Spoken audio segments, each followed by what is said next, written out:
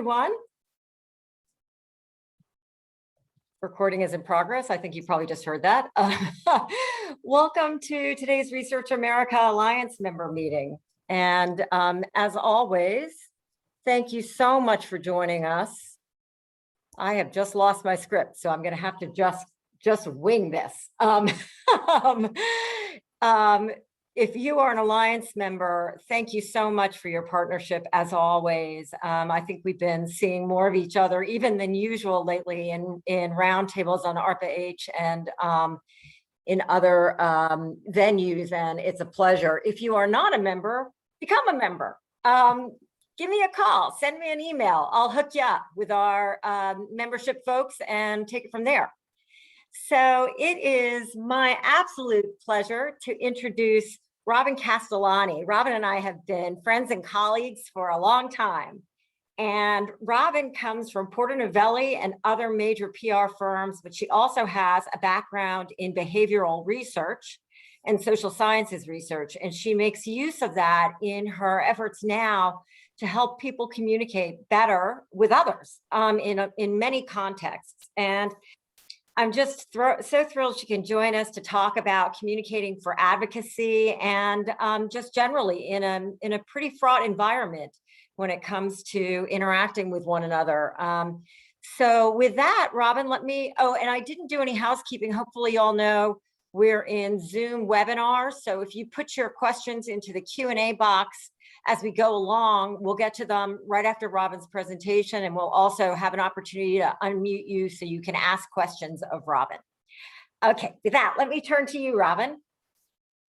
Sure. Well, I'm going to start this presentation on the science of storytelling with a question that you see on your screen, namely, what does every kayaker know that every CEO needs to? And this is a lesson that I learned firsthand when I first started dating my husband, who is a kayaker.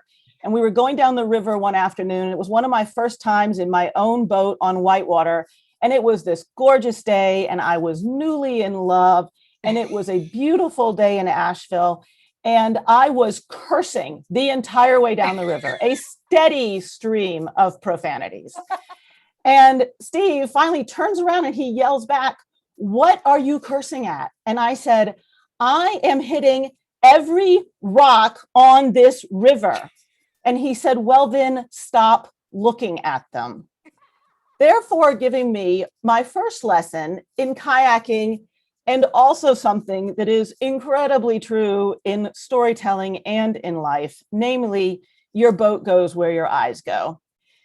And that sounds like a really sweet aphorism, but actually it is backed up by 30 years of hardcore science. And it's the first story that I want everyone to remember today. In the 1970s, Martin Seligman did the first set of groundbreaking research that actually invented the field of positive psychology.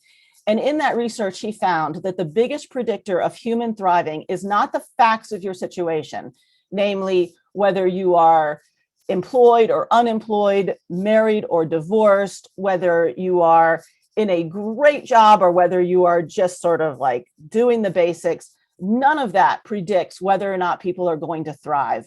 What predicts whether or not people are going to thrive is what he called their explanatory mindset, namely the story you tell. So in other words, if you get divorced and you say, "Oh my gosh, I will never find love again," then you'll never find love again. But if you get divorced and you say, "I'm going to leave that person in the dust," then that person's going to get left in the dust. And there has been so much research since then showing how true that is. Yale University even did a study showing that if you have a positive explanatory mindset about what it's going to be like to get old, then you live 7.4 years longer than if you don't. As Thoreau put it, it's not what you look at that matters, it's what you see. And in a world where we need to figure out how to see the river and not the rock, stories are our main instruments of survival. And again, that's not hyperbole. In his book called Sapiens, Yusuf Harari noted that Homo sapiens became the dominant species literally because we are storytellers. We were the only potential species that was able to tell and share stories. And through stories, we can connect to each other in much larger ways. We can share stories that go across geography and across families. Stories are also how we make sense of the world and how we get the will to change it. So stories are absolutely crucial, but here's the paradox, and this is why I suspect a lot of you are on this call today, and this is why I do the work that I do. Stories are the most powerful instrument known to man, but 90% of the stories that we hear and 90% of the stories that we tell never break through. People are exposed to about 14 newspapers worth of information every day, and Jonathan Haidt estimates that about 90% of it, even up to 99% in some cases, goes straight into the brain spam filter. It never even registers with our conscious mind.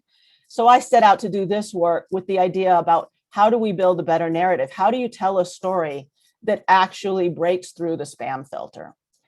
And the first story I'm going to tell you to help illustrate that is about a struggling actress from Austin. I would imagine that many of you on this call have heard of her. I certainly know her and love her. She is a yoga instructor on YouTube. This is a profile of her that ran on the front page of the Sunday Times Magazine a few weeks ago. And actually, she is the #1 instructor in all of YouTube. And you might think, how did she break through and what can we learn from this yoga teacher? Well, one of the things you'll note when you start to listen to Adrienne and when you start to look at her videos is all of her videos and all of her language is grounded in emotion. All of her practices are titled based on how do you want to feel today? This one is yoga to feel your best. She also talks about yoga when you're in a bad mood, yoga when you've suffered a loss, yoga when you want to be excited. Everything that she does is about how recognizing how you feel, and more than that, how you want to feel, and helping you reset your moods and your emotions. And research shows conclusively that the only way to break through to people when you're trying to get their attention, and the only way to spark a story that interests them, is to lead with feelings, not facts. And I've got 3 different behavioral economists there, all with PhDs, all far more educated than me, saying exactly the same thing. The Chip and Dan Heath quote, behavior change happens in highly successful situations, mostly by speaking to people's feelings. A lot of times, I would say the #1 biggest mistake that my clients tend to make is they think, if I just give you the right information, then you'll change your behavior. But research is conclusive. We don't change our behavior based on information. We changed it based on stories, and we changed it based on emotions. So that's something to think about. Here's something else to think about. When you reset your narrative, when you change the way people are feeling, you can change the world. And that's not hyperbole either, because 80 years ago, there was one 5-word story that changed the world. And I bet most of you actually know what this story is. In the darkest days of World War II, when France had fallen and the United States hadn't gotten into the battle yet, and England was being bombed every single night, and they were the only thing left standing between democracy, between a free world and Hitler, Churchill knew that the English people were losing their faith. They were falling apart. They were getting bombed every night. Their kids were sent away from them. They were dying. And what did he do? He told them a story to keep calm and carry on. He reminded them of who England had always been, dating back to Napoleon. They were the people who in hard times kept calm and carried on. Churchill, I would argue, is possibly the greatest narrator in history. And I would also argue, and not be hyperbolic, that his narration quite possibly saved the world. And there's science behind that too. I love this finding from Kelly McGonigal in her book, The Upside of Stress. Small shifts in mindset can trigger a cascade of changes so profound that they test the limits of what seems possible. She says that again and again in her work, that the biggest problem she has when doing work on mindset and on storytelling is convincing people that the science is true and that a narrative reset can have such a profound effect. There's actually upsides to this, and then there's a liability as well. One of the things that happened when Churchill says, keep calm and carry on, is people remember who they are and they start to act accordingly. And research shows that the story we tell about people becomes true. So it's as simple as telling somebody at the start of a task, you're the kind of person who can do this, makes them 31% more likely to succeed, even though that's not grounded in anything at all. That was a research study that was done. There's also been lots of studies done showing that if a teacher believes a student isn't going to perform well at an end of year exam, the student will not perform well, even if the teacher never says it out loud. Neuroscience shows that the stories that we hear from others and the stories that we tell ourselves lay down tracks on our brain that are quite literally visible on an MRI. So I always say, when you tell a story, think that you are laying down a track in your head, and those tracks become your identity, and you tend to follow them for better and for worse. But here's the first plot twist in this story, and that is, it's a lot more complicated than just being upbeat and saying, I'm going to see the river, not the rocks, and I'm going to tell you to keep calm and carry on. Storytelling and effective storytelling in a complicated world is a lot harder than that. Research actually shows that focusing on upsides only and trying to make something sound simpler than it is can actually be incredibly destructive. When Admiral James Stockdale was shot down during Vietnam, he and his men spent 7 years in a prisoner of war camp in Hanoi.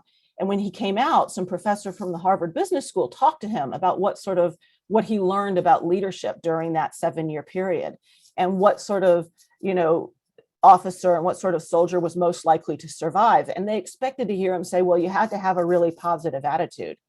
And in fact, what he told them was, optimists are the first to die. He said, here's the thing. When you're in a prisoner of war camp and you're being tortured and you tell yourself, this isn't so bad, well, it's actually quite terrible. That's not a true story. And when you say, I am sure we're going to get out by Thanksgiving, but you don't get out until Christmas, you don't get out at Thanksgiving, and you don't get out at Christmas, and you don't get out at Easter, well, you're not likely to survive because the story you're telling isn't true. The problem is pessimists die second. So who actually survives? Well, that became known as the Stockdale Paradox, and it's a critical element of any effective story. The Stockdale Paradox is to retain faith that you will prevail in the end, regardless of the difficulties, and at the same time, confront the most brutal facts of your current reality, whatever they might be. So a good story has the courage to tell the truth, and then it has the will to transcend it. So good stories don't deny the hard times, they help us transcend them. And this brings us to Tom Hanks, who wants to share with us a critical scientific principle. If it wasn't hard, everyone would do it. The hard is what makes it great. It's one of my favorite lines, not just in that movie, but in film. It's the hard that makes us great.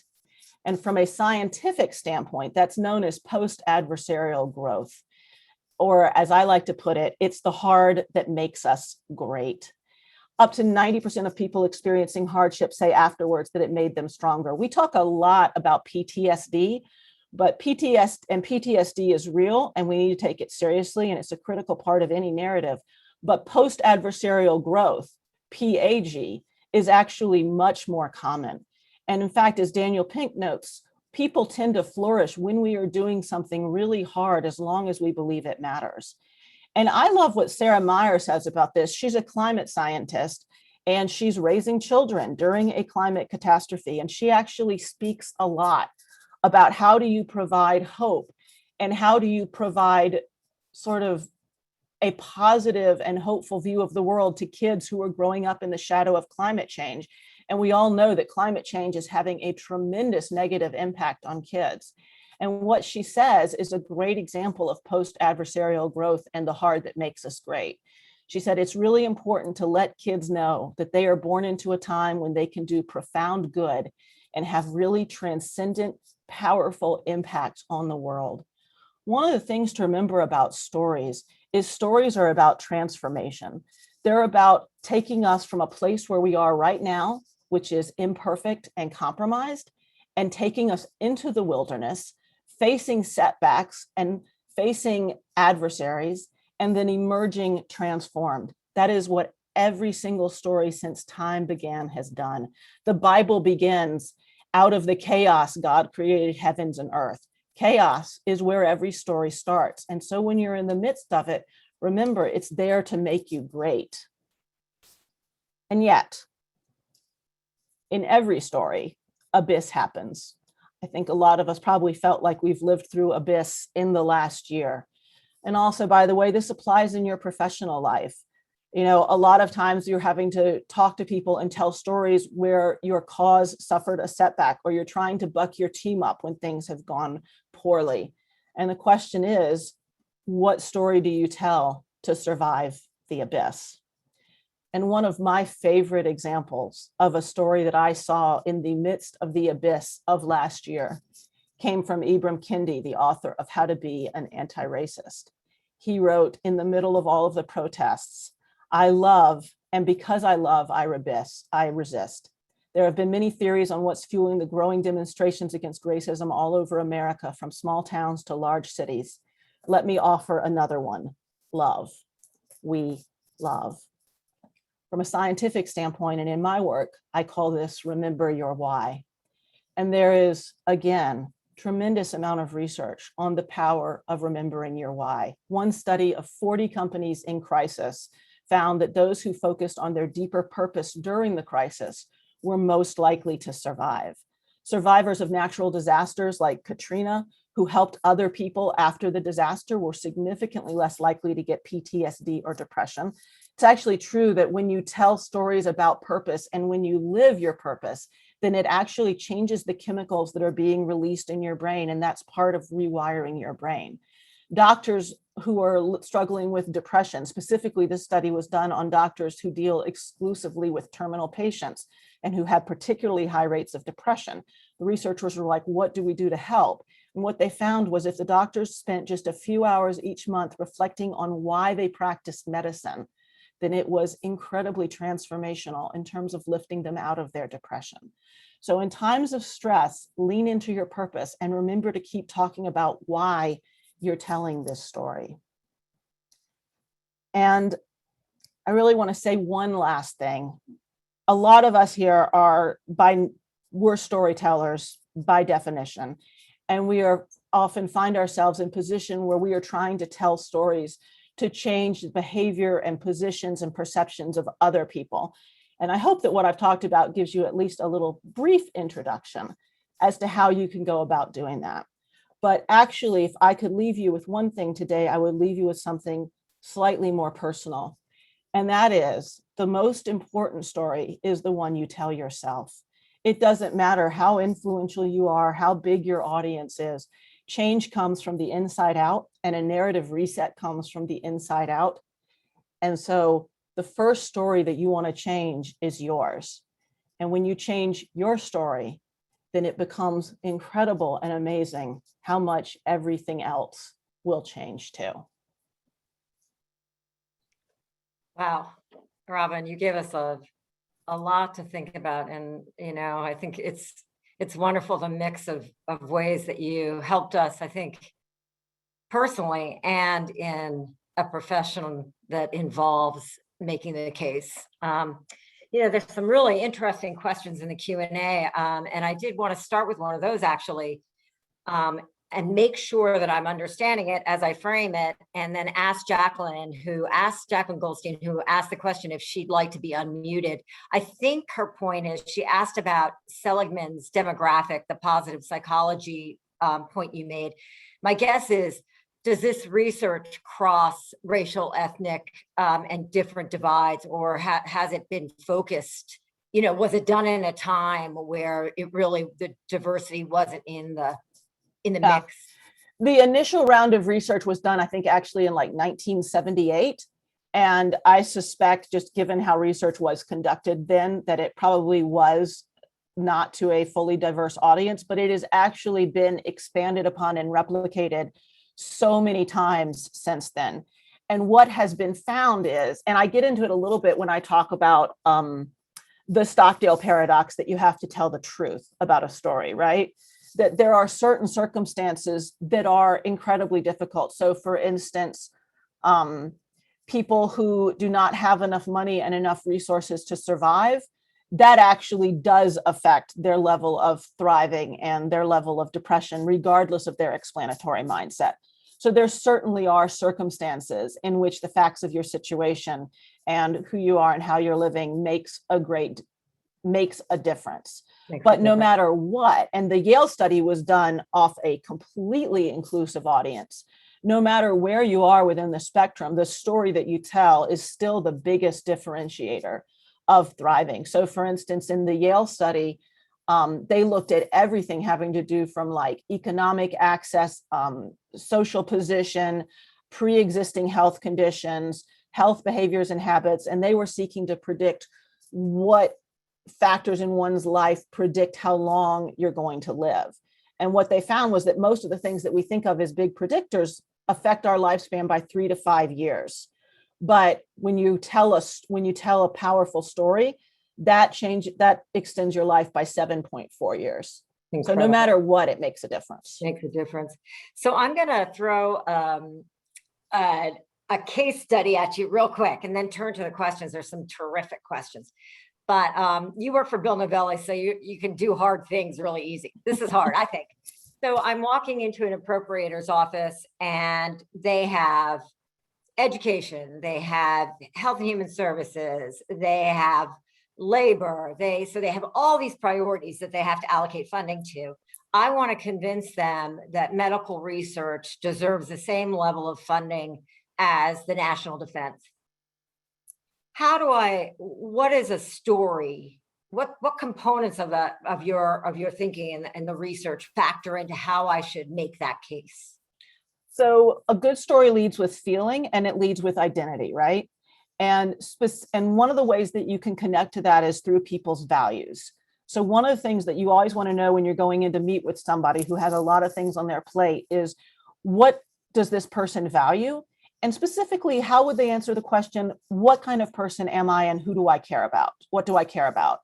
And you have to know the answer to that question. And then you tell them a story showing that you're going to help them live up to those values, right? Like I did a program once with a global health coalition that was speaking to a lot of members of Congress, Democrats and Republicans. And some of the people that they spoke to valued protecting and caring for the vulnerable, and other people that they spoke to valued protecting and caring for Americans and being like a force of good. So we talked about creating a global story that was about this investment in this research serves protection in a lot of different ways. And so you seek to connect to whatever it is that they're valuing. And honestly, yeah, it's always helpful when you go in to know how they describe themselves and what they value. That makes a lot of sense. So in value, in a certain ways, what they assign a high priority to within an ideology or within the way they relate to other people, or okay. And then you show how they connect to it, right? So like with Churchill's story, the British people see themselves as the stiff upper lip, right? Yeah. No matter what, we keep calm and we carry on. So he connected what was happening in the war right then to the identity of we have a stiff upper lip. Right. So you look for their values and their identity, and then you connect your ask to that. Perfect. Terry, join us because I know there are terrific questions that have been coming in. Yes, there are. We have some great ones. And just a reminder to folks, you can use the Q&A box to share your questions, and we'll try to get to as many as we can. One question, we all heard the trope of the hero's journey. Is a hero's journey necessary to tell a story that transcends, or are there other styles of storytelling that can trigger emotions? I love hero's journey. I also think that almost by the way it's defined, every story is a hero's journey, because a story is essentially two things. It's how do you put facts together to create meaning, right? So a bunch of facts is nothing. But when you say, I'm putting these facts together and they mean something, that's a story. And the reason you do that is to create some sort of transformation. You're looking to create some sort of change. And the hero's journey is essentially an engine for transformation and for change. And so I think with any story that you're telling, however you define it, hero's journey or not, what you're thinking is, what does my audience feel and believe right now?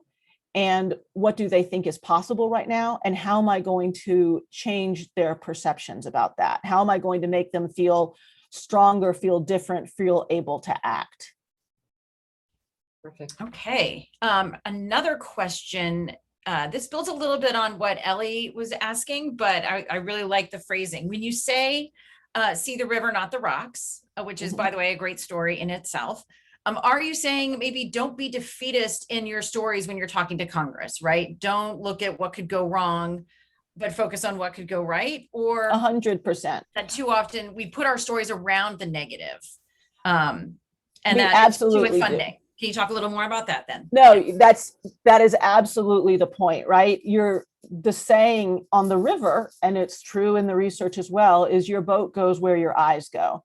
The thing that's tricky is, as human beings, we are naturally drawn to the rocks. Like literally our brains are wired to say, there's a rock, there's a rock, there's a rock, and to point it out. And you really only have to look at the news or your social media feed for about 30 seconds to see that in action. The challenge becomes when your stories become all about rocks, or when your stories are primarily about rocks, you tend to head right into them. It tends to be the only thing you're looking at and paying attention to. So the habit that you need to cultivate is to say, where's the river? What's the path through the rocks? And how can I tell that story? And how can I focus on navigating myself and others through it? Terry, may I just jump in real quick Yeah. with one question? So often when we're talking to Hill staffers, they're reporting to a boss, and the boss's kind of frame of reference may be pretty well known, but that doesn't determine necessarily the value structure of the staffer. We all have complex lives.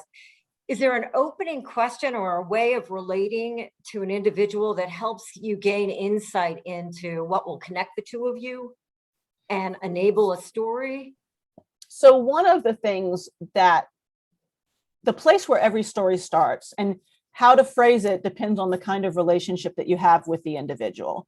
But every story and every interaction begins with the hero, and the hero is whoever you're talking to, not you, with the hero in a position where they are making a compromise that they are unhappy with, right? Like, where was America in 2019 before the Harvey Weinstein stories broke, right? We knew there was misogyny, we knew it was an issue, but everybody felt overwhelmed, didn't know what to do about it. So we're living in what's called a state of neurotic compromise. You could look at the world right now and say there are a lot of neurotic compromises that we are living with because we don't know what to do about them. And where every story starts is you understand someone's compromise, and then you disrupt it. You give them a way to change it, right? So if you understand what it is, and every person, every advocate has this, right? They'll tell you, well, I care about this tremendously, but there's nothing I can do. My hands are tied, So if you understand their compromise, then you come in and say, hey, I'm going to help you break that compromise. I'm going to tell you a story about how you can overcome it. That's incredibly attractive and powerful. That's so important, that actually bring something to the conversation, bring a resource, bring an idea, bring an offer of help, a solution. That's great. Right. Because your job as a storyteller is the first thing you do is disrupt the compromise, right? Like when Adrienne puts up her video, yoga to break a bad mood, she's disrupting the compromise, which is I was in a bad mood and I couldn't get out of it. I couldn't get out of it. So awesome. Terry, back to you. And so here's another question, and we get this, I hear this a lot from our audiences. Are there specific strategies that are more effective with certain subgroups as opposed to others? In the science space, especially now, there's a lot of talk about how to reach vaccine hesitators or how to reach those that are skeptical of science. Is there any research on different audience personas that scientists and research might want to keep in mind?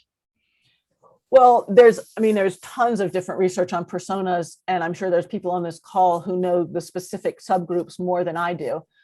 But what I would say, it is true for every group, is the decision does start with identity, right? It starts with who I am and what do I believe in. And a lot of the research that I've seen, because I have been paying a lot of attention to vaccine hesitancy, is the percentages of people who say, I will never get the vaccine no matter what, are actually pretty small.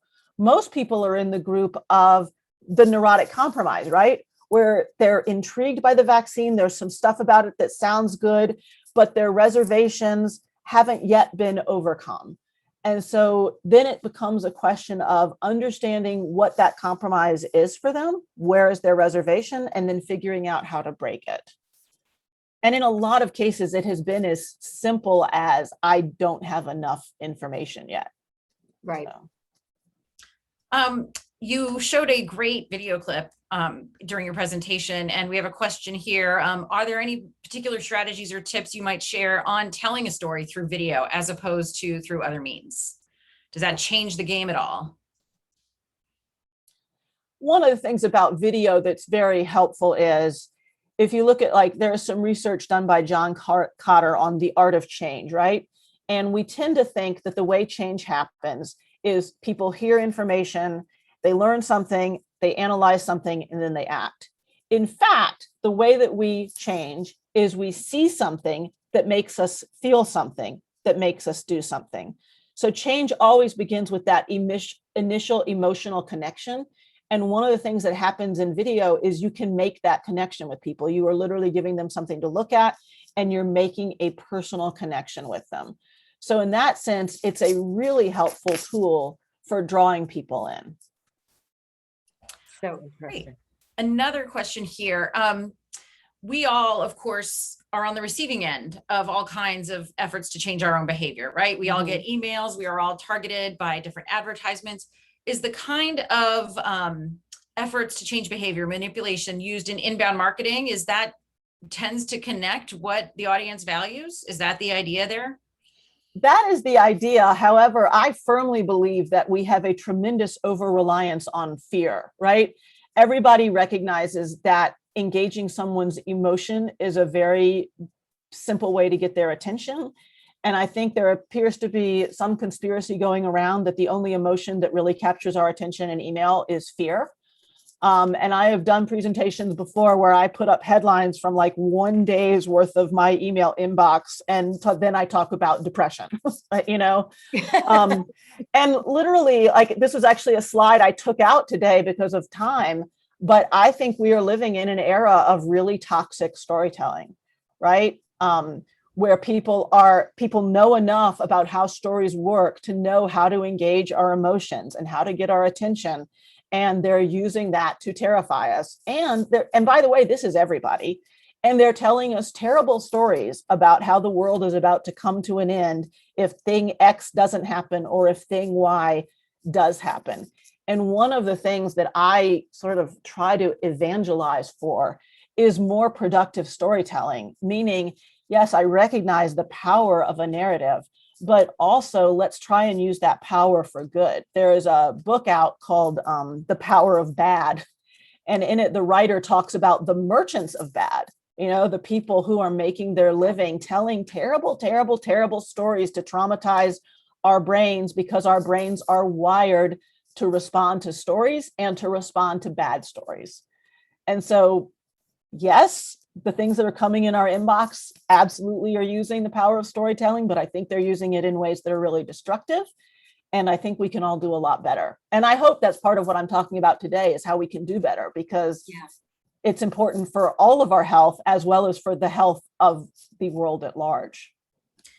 And that sort of builds on another question that I'm looking at here, which is basically, how do we fight that? How can advocates for science and health and research, how can they tell stories that can compete and overcome the toxic stories that are out there?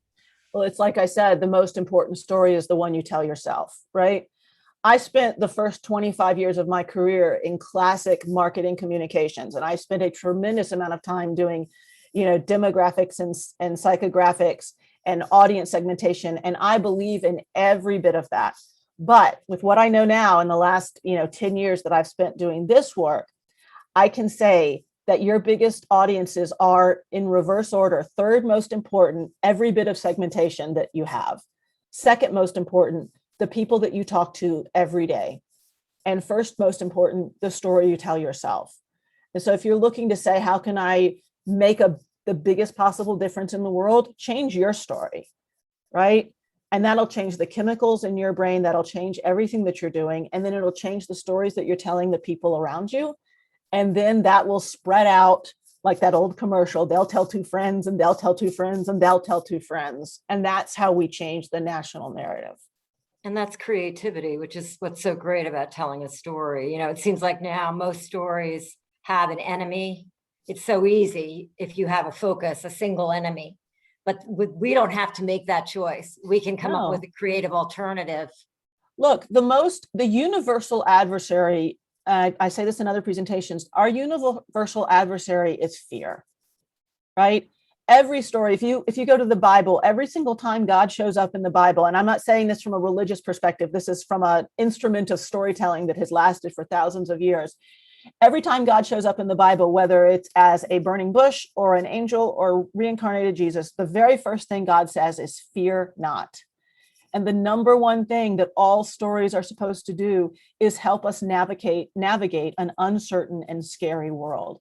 And so when I talk about adversaries in storytelling, I'm not talking about the other side of the aisle. I'm talking about the fears inside ourselves that we are all grappling with, and telling stories that help us to transform and to transcend that. That's the most powerful thing we can do.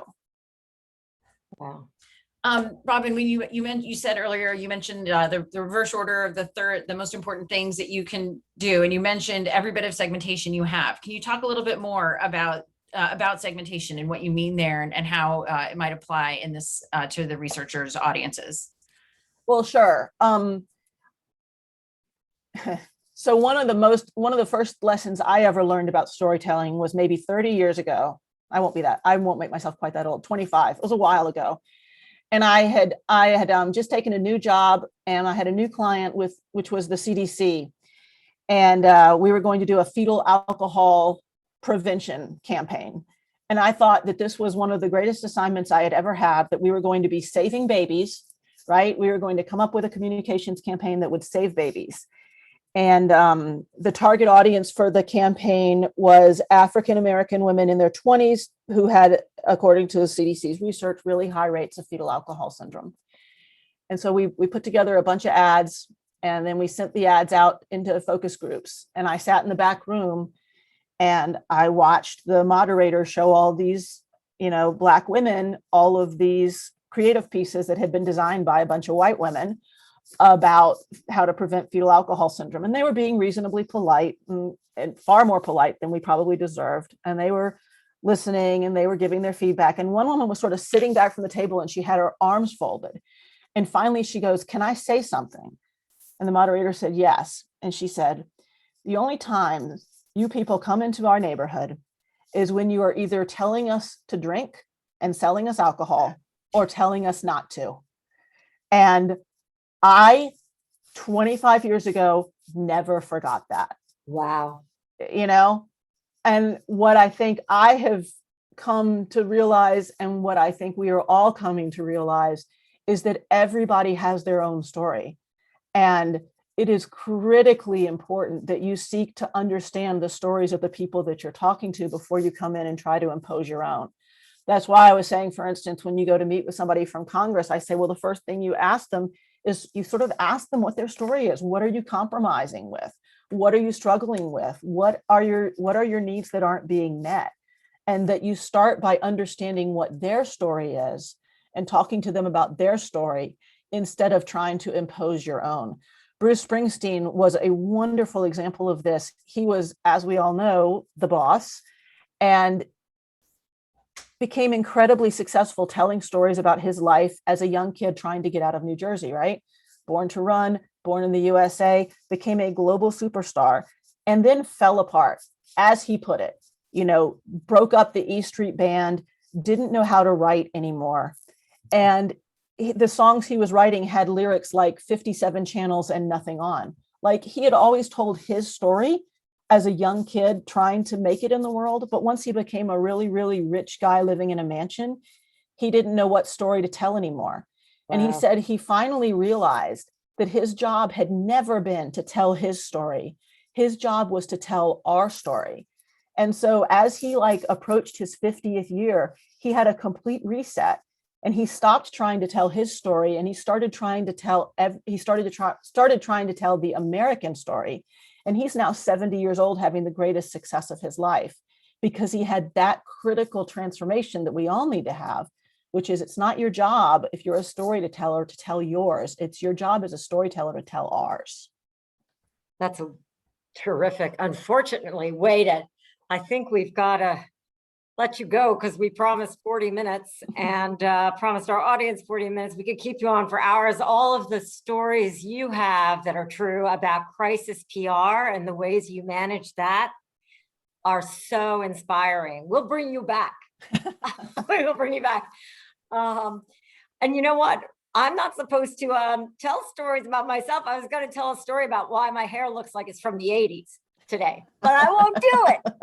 Instead, I want y'all to know that next week we're going to do another Alliance member only meeting this time. Again, just Alliance members. So become an Alliance member before next week if you're not one. And we are going to be hearing from Petter, and I am not going to pronounce his last name correctly.